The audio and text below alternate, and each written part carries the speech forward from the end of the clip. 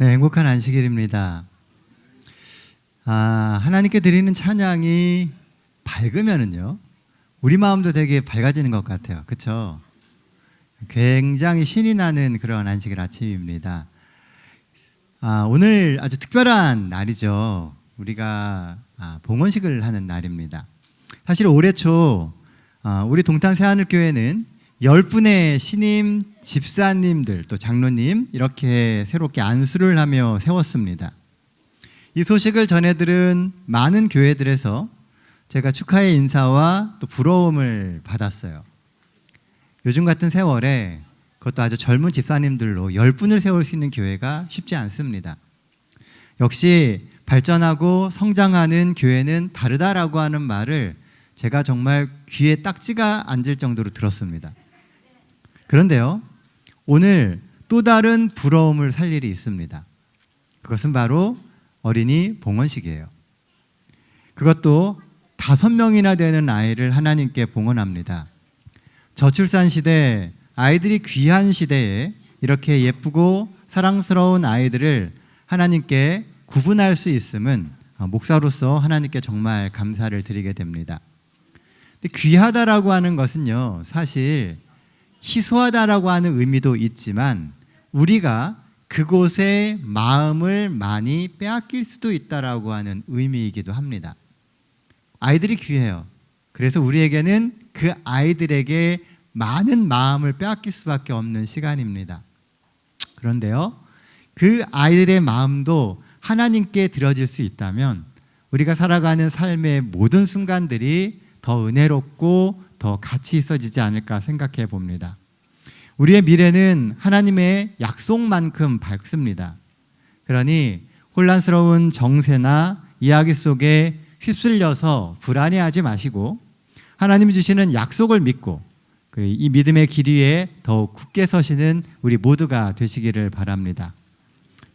오늘 안식일에는 우리를 소성케 하시며 또 든든하게 세우시는 하나님을 굳게 믿으며 주시는 은혜 가운데 안식일의 쉼을 꼭 누리게 되시기를 바랍니다.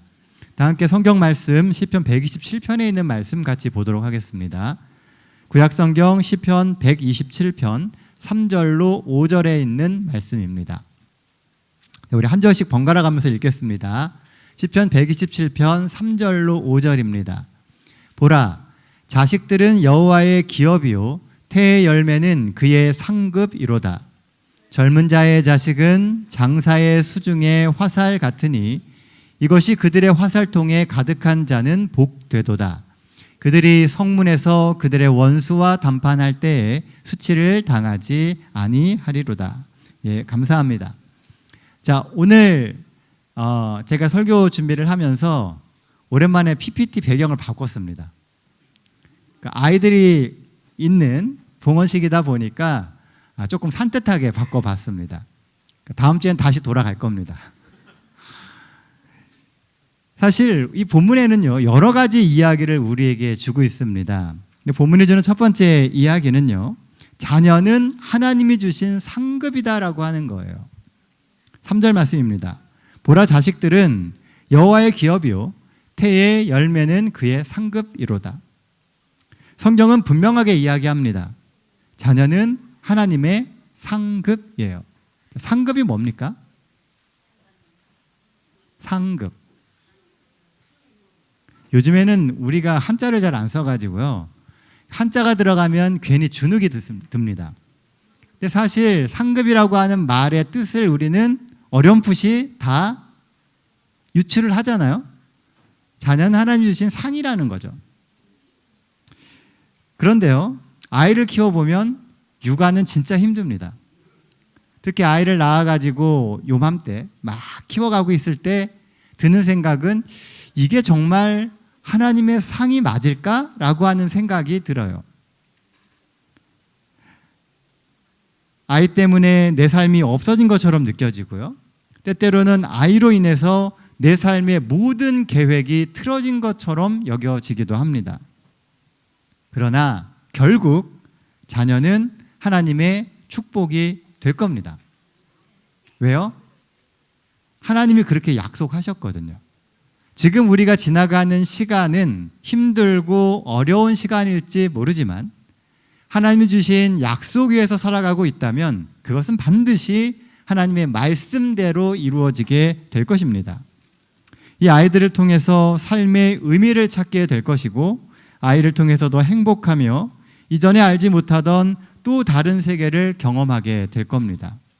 이것이 하나님이 오늘 우리에게 아이를 주시는 이유입니다. 자, 그렇다면 아이가 없으면 그 복을 받지 못하는 걸까요? 그건 아닙니다. 하나님께서 우리에게 주신 것은 복과 함께 그것과 관련된 의무도 주시는 거예요. 하나님이 또 다른 삶을 여신다는 거죠. 그러니까 우리에게 있는 자녀는 하나님의 상급인데 내가 그것이 없다고 그 상급을 잃어버린 게 아니라는 거예요.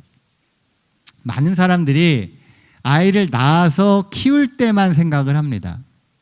근데 아이가 좀 자라면 어떻게 돼요, 이제요? 떠나갑니다. 떠나간 자녀는 그 전에 없을 때보다 훨씬 뭐예요? 허전합니다. 그러니까 상급이라고 하는 것이 어느 순간 내 손에 있다가 없을 수도 있는 것이고요. 그런데 그 상급이 분명 하나님의 뜻 안에 있다면은 아름다운 상으로 만들어지게 될 거라는 거죠. 오늘의 봉헌식은요, 그런 의미에서 일회성 이벤트가 아닙니다. 1년에 한 번 아이들을 또 평생에 한 번 봉헌을 한다라고 하는 어떤 이벤트가 아니라는 것이죠. 봉헌식은 하나님과 맺는 언약입니다.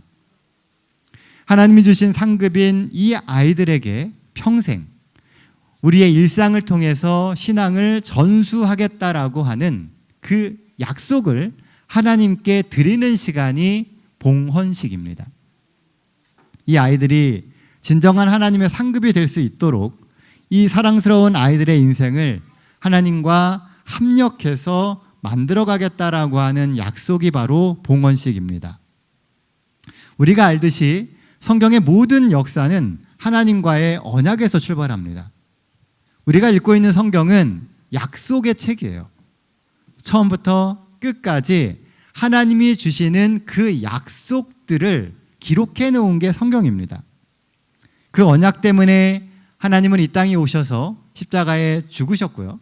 그 언약 때문에 여전히 죄로 가득한 이 세상이 구원의 희망을 품고 살아갈 수 있는 것입니다. 우리가 볼 때에는 답이 없어 보이는 여러 상황 속에도 사실은 하나님은 희망을 주고 계세요. 왜냐하면 그것이 하나님의 약속이기 때문입니다. 그러므로 오늘 봉헌식을 하는 우리 모두의 삶에도 하나님과 함께 맺은 이 봉헌식의 언약이 우리의 삶을 가로지르는 의미가 될 수 있도록 해야 합니다. 하나님께 여러분들의 진심을 드리며 믿음으로 이 아이를 키워갈 것을 약속하십니까? 이 약속은 아이의 부모뿐 아니라 이 봉헌식의 서약을 지켜보는 우리 모든 성도들이 함께 만들어 가야 합니다. 왜냐하면 이들이 곧 이 교회의 미래이며 이 아이들이 예수님의 재림을 맞이해서 살아갈 구원받은 세대가 될 것이기 때문에 그렇습니다. 그래서 이 아이들은 우리와는 다른 세상을 살게 될 거예요. 그래서 우리는 더 많은 기도를 해야 합니다. 이 시간 이들을 위해서 기도하며 물신양면으로 함께 키워갈 것을 결심하시는 우리 모든 동탄 새하늘교회 성도들 되시기를 간절히 바랍니다. 본문이 주는 두 번째 기별은요, 잘 준비된 자녀들에게는 밝은 미래가 있다는 겁니다. 자, 4절 5절 말씀입니다. 젊은 자의 자식은 장사의 수중의 화살 같으니 이것이 그들의 화살통에 가득한 자는 복되도다. 그들이 성문에서 그들의 원수와 담판할 때에 수치를 당하지 아니하리로다. 시편 기자는 자녀를 화살에 비유합니다. 왜 화살에 비유했을까 생각을 해봤어요. 화살은 뭐 하는 겁니까? 화살은 공격하는 거죠. 우리가 우리의 성을 지킬 때 다가오지 못하도록 막는 게 뭐예요? 적들이 다가오지 못하게 막는 게 그게 화살입니다. 그러니까 화살이 있다라고 하는 것은 내가 믿음 안에서 안전하게 믿음의 성을 지킬 수 있다라고 하는 의미라는 거죠. 그런데요, 여러분들 자녀들을 키우면서 자녀들 때문에 믿음의 길을 더 잘 지킨 경험이 많으세요? 아니면 그것 때문에 더 시험받는 경우가 많으세요? 분명히 적이 성을 공격해 오지 못하도록 방어하는 것이 화살이 되어야 되는데 언제부터인가 이 화살은 밖을 향해 향하는 게 아니라 자꾸 나를 위해 쏘아지는 것처럼 느껴진다는 거죠. 왜 그럴까 생각을 해보게 됩니다.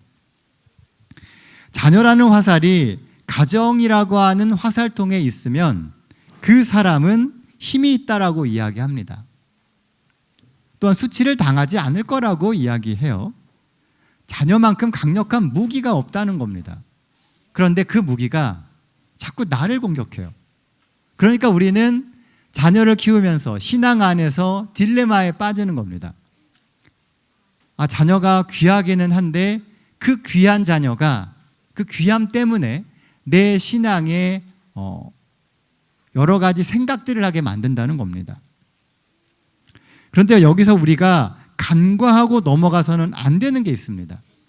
그러니까 제가 오늘 본문을 말씀을 준비하면서 묵상을 하다가 우리가 무조건 화살을 모으는 것이 능사가 아니라 화살을 화살답게 만드는 것이 중요하다는 생각을 하게 되었어요.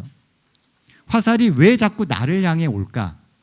그 이유는 그 화살이 화살같이 준비되지 않기 때문이라는 생각을 하게 된 겁니다. 화살깃을 잘 정리해서 달아 놓아야 전쟁에서 화살이 자기 역할을 할 수 있습니다. 그러니 모든 부모는 자신들의 자녀들을 잘 준비시켜야 해요. 그리고 대부분의 부모들은 잘 준비하려고 합니다. 그래서 종종 우리는 이 준비에 대해서 오해하거나 잘못 이해하는 경우가 있습니다. 내 화살을 더 능력 있는 화살을 만들어야 된다고 생각을 해요. 그래서 더 좋은 것으로 이 화살을 채우려고 하죠. 촉도 금촉으로 바꾸고 깃털도 비싼 좋은 깃털로 바꿔보려고 하고 그리고 나무도 이왕이면 좋은 걸로 해갖고 하려고 합니다.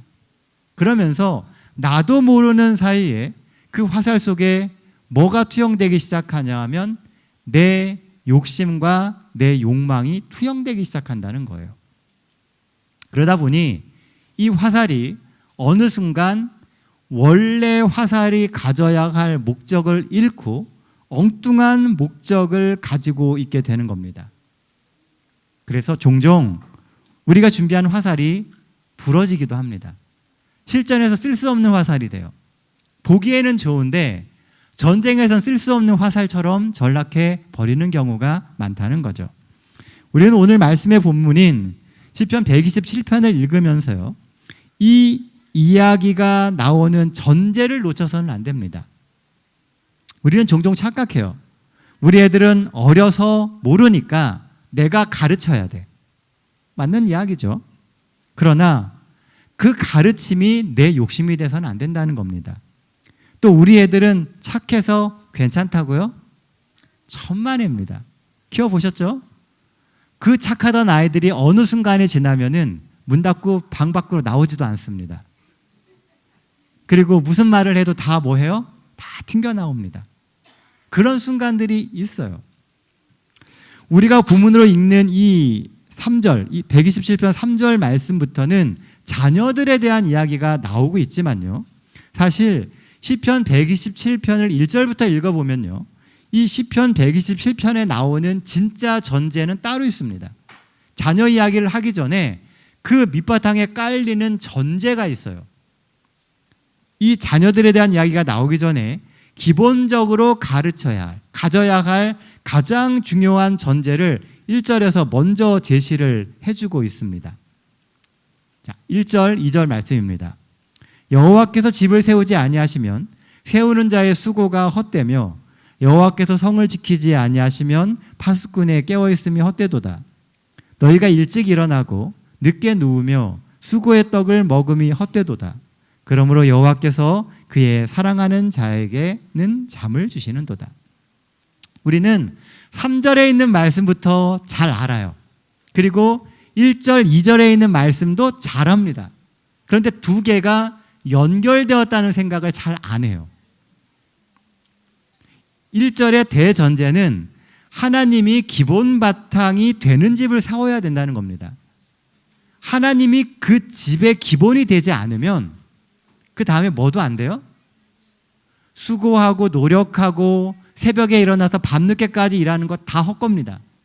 그리고 심지어는 우리 수중에 있는 그 자녀들조차도 헛것이 될 수 있다는 거예요. 지금이야 아이들이 내 손에 있어서 내 의지대로 되는 것처럼 보이지만 아이들이 생각이 없는 게 아닙니다. 조금만 더 크면 아이들은 부모의 우선순위와 속마음을 간파합니다. 결국 하나님 중심의 믿음이 심겨지지 않으면 열심히 내가 정말 새벽부터 밤늦게까지 노력하고 열정을 가지고 최선을 다해서 키운 그 아이들을 세상에 빼앗겨 버립니다.